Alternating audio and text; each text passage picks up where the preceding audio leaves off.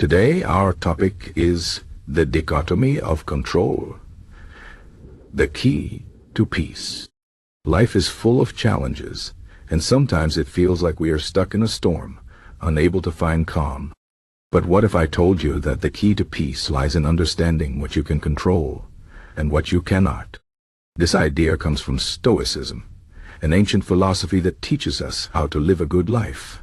The dichotomy of control is one of the most important ideas in Stoicism, and it can change the way you see the world. Let me explain. The dichotomy of control is simple. It says that everything in life can be divided into two categories: things we can control and things we cannot control. The things we can control are our thoughts, our actions, and our reactions. The things we cannot control are everything else: other people's opinions, the weather, the past, the future, and even our own bodies to some extent. This might sound simple, but it is very powerful. When we focus only on what we can control, we stop wasting energy on things that are beyond our power. This is the key to peace. Let me give you an example. Imagine you are stuck in traffic. You are late for an important meeting, and you feel stressed. You start honking your horn, yelling at other drivers, and getting angry. But does any of this help? Honestly, the traffic is not under your control. No matter how much you yell or honk, the traffic will not move faster. What is under your control is how you react. You can choose to stay calm. You can use the time to listen to music or think about something positive. You can call the person you are meeting and let them know you will be late. When you focus on what you can control, you reduce your stress and find peace. Now think about this in a bigger way. Many people spend their lives worrying about things they cannot control. They worry about what other people think of them. They worry about the future. They worry about things that happened in the past. But none of these things are under their control. What other people think is not up to you. The future is uncertain, and the past cannot be changed. When you focus on these things, you only create suffering for yourself. But when you focus on what you can control, you take back your power. Let's talk about what you can control.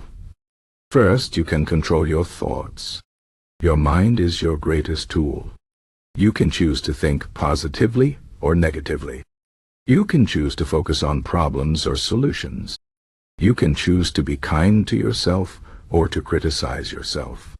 Your thoughts shape your reality, so it is important to control them. Second, you can control your actions. Every day you make choices. You choose how to spend your time, how to treat others, and how to take care of yourself. These choices are under your control. Finally, you can control your reactions. Life will throw challenges at you, but you can choose how to respond. You can choose to be patient, calm, and resilient. Now let's talk about what you cannot control. You cannot control other people. You cannot control their opinions, their actions, or their feelings. You cannot control the weather, the economy, or the news. You cannot control the past or the future. These things are external, and they are not in your hands. When you try to control them, you only create frustration. But when you accept that they are beyond your control, you free yourself from unnecessary stress. This does not mean you should give up or stop trying. It means you should focus on what you can do. For example, you cannot control whether it rains on the day of your outdoor event, but you can control how you prepare. You can have a backup plan. You cannot control whether someone likes you, but you can control how you treat them. You cannot control the outcome of a job interview, but you can control how you prepare and present yourself. When you focus on your efforts, you feel empowered. When you focus on the outcome, you feel helpless. The dichotomy of control also teaches us to accept life as it is. Life is not always fair. Bad things happen to good people. Sometimes, no matter how hard you try, things do not go your way. This is part of being human. When you accept this, you stop fighting against reality. You stop saying, "This shouldn't have happened," and start saying, "This happened, and now I will deal with it." Acceptance does not mean you give up. It means you stop resisting what is already true. This is the first step to finding peace. Let me tell you a story. There was once a farmer whose horse ran away. His neighbors came to comfort him and said, "What bad luck?" The farmer replied, "Maybe." The next day, the horse returned with 3 wild horses. The neighbors said, "What good luck?" The farmer replied, "Maybe." The following day, the farmer's son tried to ride one of the wild horses and broke his leg. The neighbors said, "What bad luck?" The farmer replied, "Maybe." The day after that, soldiers came to take the young men of the village to war, but they left the farmer's son because of his broken leg. The neighbors said, "What good luck?" The farmer replied, "Maybe." This story shows us that life is full of ups and downs. What seems like good luck today might turn into bad luck tomorrow, and what seems like bad luck today might turn into good luck tomorrow. The farmer did not judge events as good or bad. He simply accepted them as they were. This is the wisdom of the dichotomy of control. So how can you apply this in your life?